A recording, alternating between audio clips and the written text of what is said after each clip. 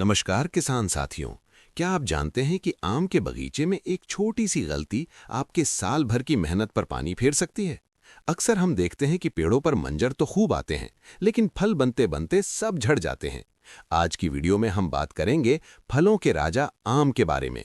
मंजर आने से लेकर मटर के दाने बनने तक और फिर फल पकने तक आपको कब पानी देना है, कब खाद डालनी है और कौन सी दवा का छिड़काव नहीं करना है।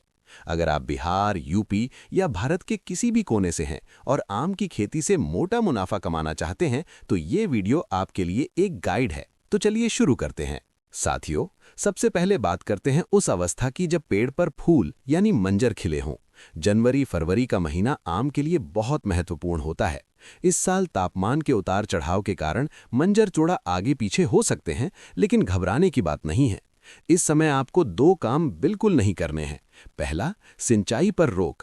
जब पेड़ पर फूल खिले हों तो गलती से भी सिंचाई ना करें।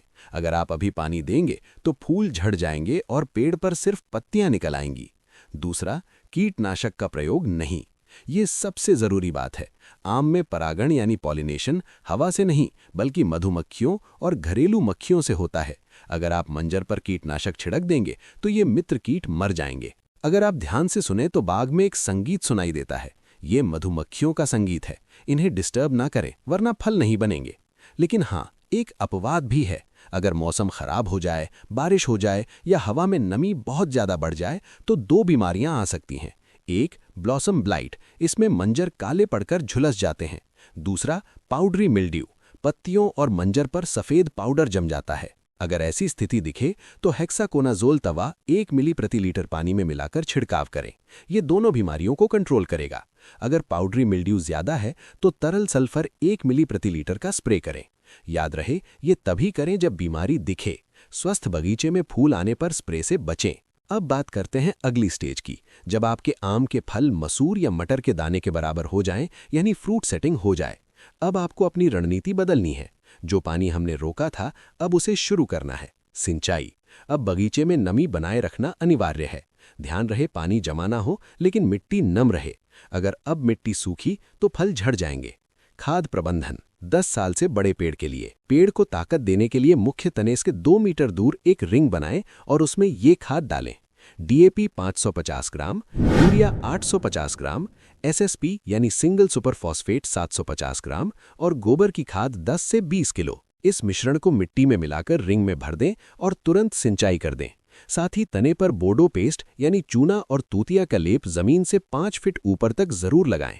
किसान भाइयों, अक्सर आप देखते हैं कि पेड़ के नीचे बहुत सारे छोटे फल गिर जाते हैं। घबराइए मत, ये प्राकृतिक है। पेड़ सिर्फ 5 से 7% फल ही रोक पाता है।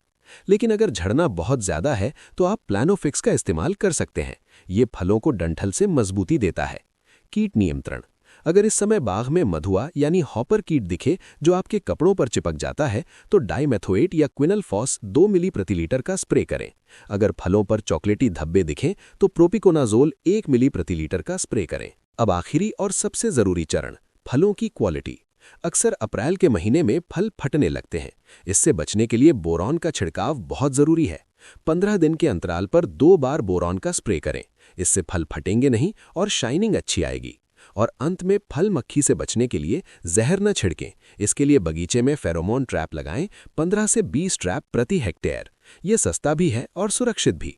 गिरे हुए सड़े फलों को इकट्ठा करके गड्ढे में दबा दें। तो किसान साथियों, आम और लीची बिहार और उत्तर भारत की शान है। अगर आप मंजर आने पर सिंचाई रोकेंगे और फल बनने पर पोषण देंगे तो निश्चित ही आपको रिकॉर्ड उत्पादन मिलेगा। अगर आपके मन में आम की खेती से जुड़ा कोई भी सवाल है तो कमेंट बॉक्स में लिखें, हम कृषि वैज्ञानिकों से पूछकर आपको जवाब देंगे।